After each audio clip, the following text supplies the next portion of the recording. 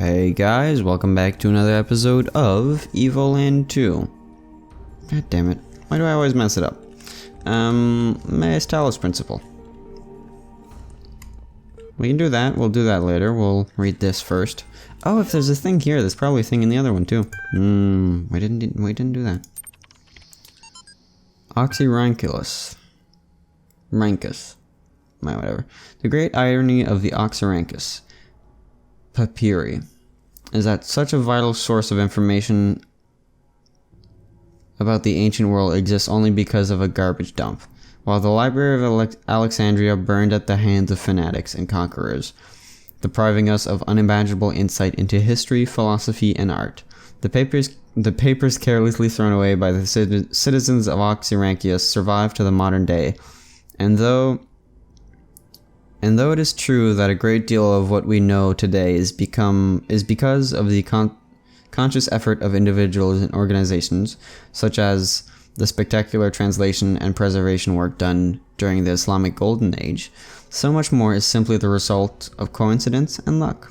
We've lost texts that the ancients considered to be absolutely essential, while utterly trivial, even plagiarized work has survived unharmed. Hex code. So if we want our descendants to remember more than glittering emo vampire and auto-tuned teen pop star, we have to invest in and make sure that... Yeah, you usually learn the trivial stuff before you learn the important stuff. Funnily enough, the Book of the Scribe of Osiris, sometimes also referred to as the Book of the Journey to Aru. Sure. Is an ancient Egyptian text discovered in the excavation of garbage dump. I was gonna say a thing and I messed up. Holy Christ. My FPS is like at 140. Which, I mean, there's not much is happening, but still. Where was I? It has caused a certain degree of controversy among Egyptologists, as some argue that it is a classic funerary text, such as the Book of Coming Forth by Day, while others believe it to be a poetic work not intended to be understood literally. The book tells the story of a dying man who asks a scribe about the afterlife. The scribe, a servant of Osiris, describes how the man's Ka, life force, will become separate from his Ba, personality, and how he will have to reunite the two and become Ak, living intellect. Was that the start of like Akintosh? Like the deity from Skyrim? And the Ankh? I don't know, maybe. Passing a series of trials in the Duat underworld in order to reach the paradise of Aru. Unlike similar texts, the Book of the Scribe of Osiris focuses less on giving advice or something. A recent study, Carnahan Hassan, suggests the text may have been intended as philosophical commentary on the world of the living through the allegory of the underworld. It remains unclear whether this was the intent of the original pre-Alexandrian author or a result of the later translations into Greek. The earlier manuscript, which is considered to be more authentic, is too fragmented to provide answers, though perhaps further excavation may uncover something interesting, or I don't know. Let's have a look through the other one, because we forgot to do that last episode, because I didn't even think about it. I'm gonna read ya. Hey, heaven and hell. The mind is its own palace, and itself can make a heaven of hell, and hell of heaven. What matters where, what matter where, that's an odd way of saying it, if I be still the same, and what I should be, all but less than he whom thunder hath made greater. Is it a poem or something? It looks like it. Here at least we shall be free. The Almighty hath not built here for his enemy, will not drive us hence. Here we may reign secure, And, in my choice, terrain is worth ambition. Though in hell, that was oddly said, though in hell, better to reign in hell than serve in heaven.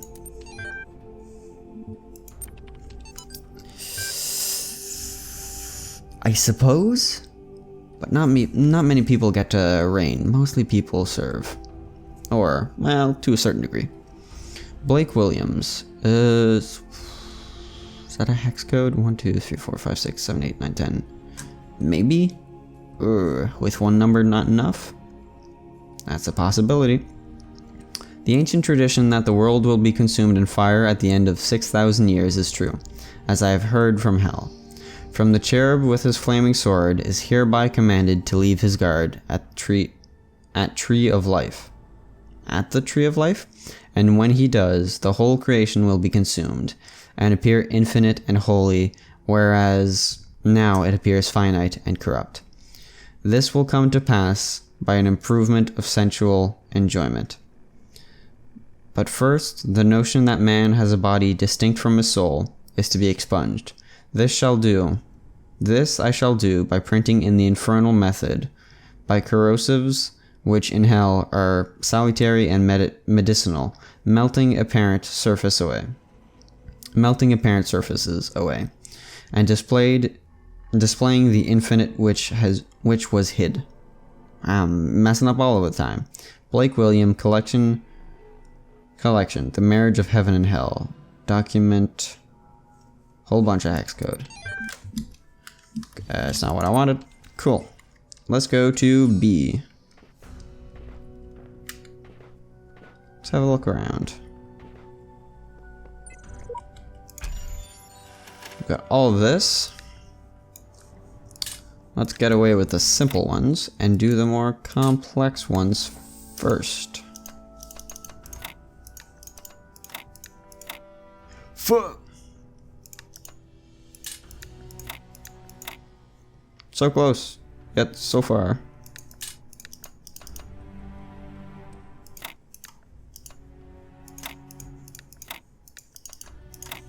Yeah. Now imagine if I try to do that without turning anything. Because I just forgot about it or something. I have seen the truth, only Elohim can save us from oblivion. I don't trust you. I don't trust anybody who says that Elohim is good. He seems slightly off his rocker, as it were. Well, let's go back down to, well, back down. Let's go down to... A new land stands before you, my child. B1. And know that this is a land of death, but also great beauty. As you walk amongst these tombs, consider all those who came before you, and how they served the greater purpose of which you are also part. Shiny. The achievement logo was an ankh. Fancy, cause this is Egypt. So we were in like Greek area before. Now we're in Egypt, which are fairly close by. 7. Cool. Where are they all? On the side of the walls. Oh, and that's the fan, which I don't have enough stuff to do. Alright, cool. What's up? That kind of looks like the Pizza Hut logo. Just saying. And there's a little arrow there, so I was wondering what that was. Let's have another quick look around. More stars. Quite a few more stars.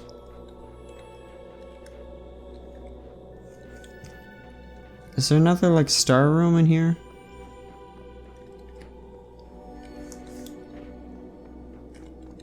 Maybe? There's another hidden room. I want to know how I get through those. Yeah, there's another star room. Can I use all my stars in here as well?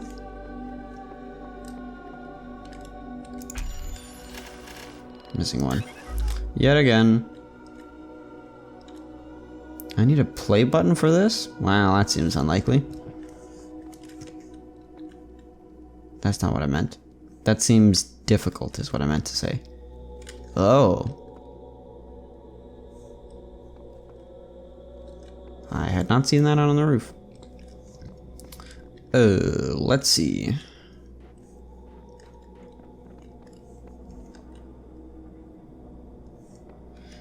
Well, let's go try the first one.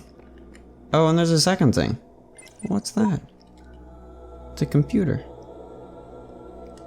It's a mini computer. Well, mini. It's a computer. Mini compared to, like, the ones at the start or something. So what's this? Oh, that's the play button. Oh, cool. Well, let's try this out. Let's go on the first one. I've got a chicken pot pie in the oven. It takes like an hour and 45 minutes to an hour and a half to an hour and 45 minutes to have it fully cooked. Well, cooked. To have it fully heat up from frozen. So it's been an hour. Finally getting some sense of the entity in the archive. Though at some cost to my sanity, I am beginning to think that Elohim wields no more control over the world than we do. That's also what I'm thinking. I had a sneaking suspicion of that when the whole like glitch thing happened. It felt wrong. Tell me something. Do you always do as you're told? No. I only asked because I couldn't help but notice the stash of brightly colored knickknacks you're collecting. They look good. What do you want me to do? Don't you think it might be odd that big voice in the sky keeps telling you to find those doodads, yet forbids you to use them to climb the great tower in the middle of it all? I'll climb it when I'm good and ready, goddammit. Okay, no need to get huffy. You'll be amazed how many just do as they're told without stopping to think for themselves. But maybe you're different. Not really, not all that much. That maybe you're exactly the same. Maybe everyone climbs the tower, and the only way to win is to stay down here with the mortals. We're doing some reverse psychology here, and I am confused. I'm still gonna climb it, because it's a video game. I'm gonna climb the damn thing. But, if this was real life, I might still climb it. It's a climbable thing, why wouldn't you climb it? Anyways, do you really think so? Nope, in fact, I'm all in favor of you poking about up there, if only to see what you find. Must be something juicy if it's forbidden by His Highness. It's like the apple of Eden. It's the apple of knowledge. It's gotta be tasty. There's some fucky stuff's going on in there. Anyways, then again, maybe not. I'll just be off then. Just wanted to drop in and run a little interference. Whatever you do take care. You have bigger problems than the voice in the clouds. You don't like to say his name, do you? It's not Voldemort, goddammit. Osiris.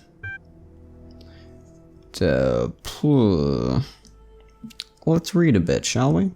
The dying man went unto the scribe who resided in Primeged.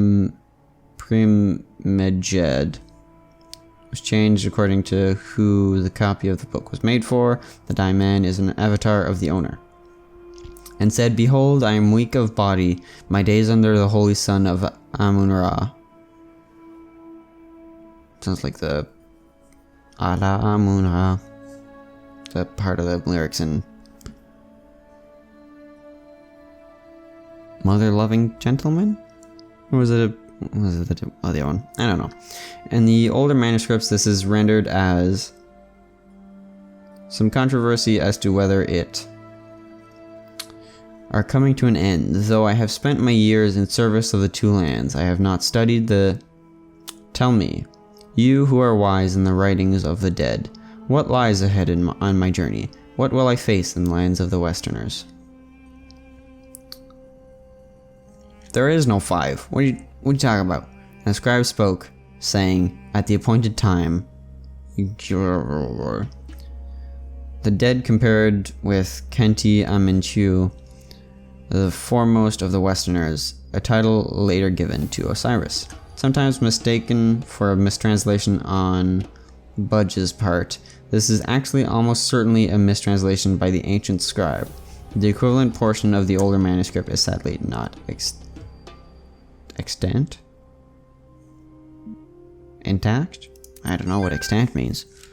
Let us Google the word extant. What's that mean? Especially of a document still in existence surviving. Oh. Would you look at that? It's another word for a fairly simple word. Got it, lyrics. Can't load video file, 24 million views, new song with lyrics. Gotta laugh about this stuff. Laughter is the best medicine. Got it, you've got it, he's got it. Everybody's got it. Jack, Fred, Bob, dogs. Dog is fine.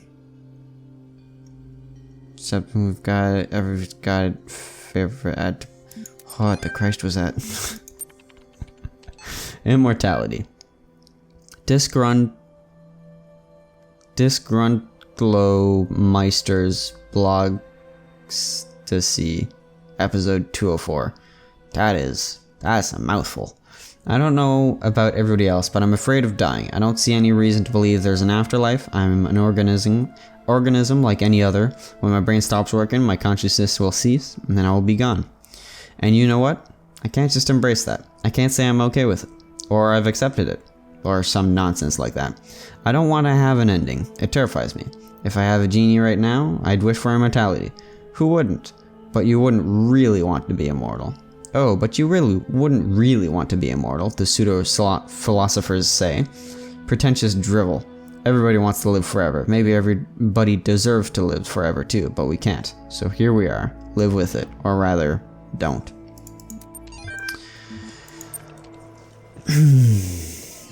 Well, actual immortality is kinda scary. Because imagine never dying. Yeah, you live for 120 years. You're perfectly fine with it. Live for 1,000. Well, it's kinda getting slow. Live for 10 million. Well, now, what the fuck do you do with yourself? You live for, I don't know, 20 billion. Well, that's quite a different story. Now imagine it just going on forever. If you're immortal and you never die, even if all else ceased to exist, if you somehow counteract the entropy, the constantly decreasing entropy, or increasing entropy? Increasing entropy, I think, of the entire universe, and you can somehow, for whatever reason, beat that and constantly just stay alive forever and ever. And like, the Earth has long since died. Everything on it dead. Stars have turned to entirely being made of iron. The last black hole has died off. It's gonna be a hell of a thing. That's some heavy shit to deal with. So that's kind of the curse of immortality. We actually gone 20 minutes. And I've got to check the chicken pot pie in the oven. So, I'm kind of tempted just to stop it here. But I'm going to go through and read the things, because that's what I like doing on the first episode. This has been 2 episodes in a row of reading stuff. Hope you like it. If not, sorry, you can skip them. I made a box float. Seriously, it was awesome. Well, that might be useful in the future. Boxes float. Or maybe boxes aren't supposed to float, but you can make them float somehow. Dangers hidden in this new world. I've inexplicably escaped death any number of times. I suggest vigilance. Who knows what happens to those who take careless steps too often. Sansera.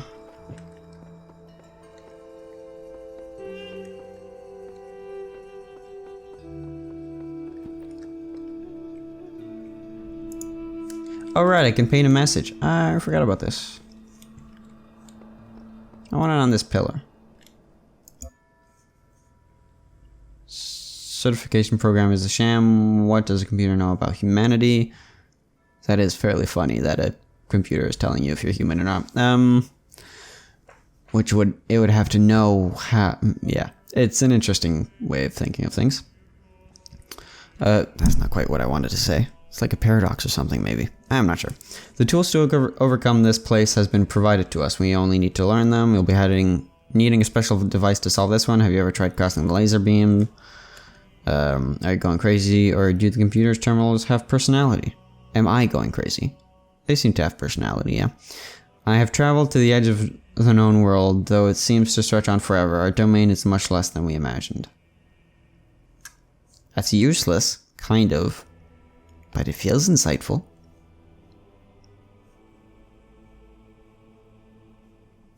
Let's do that one. Zanlor, V99.52.0023. Hey, I left my mark on the world. Quite literally. As in, I painted a thing. I hear a computer. I mean, the chicken pot pie is going to take like an hour and a half. But it's... tree messed up. But it is nice to have it cook for an hour with tinfoil on it. And then take the tinfoil off. Makes it less... makes it so the crust on the top is actually crust-like. Sure, why not? Oh, 3 things. Well, okay. The role of mutation in evolution is particularly fascinating. The mutation is essentially an error in the organism's central database. A variable gets changed, a piece of information is accidentally doubled, or combined with another. Most of the time, the result is the equivalent of a bug, causing anything from minor problems to complete system shutdown, i.e. death. But sometimes the new information is functional, giving the organism an advantage against the challenges it faces. In which case, it has a much higher chance of being passed to the next generation.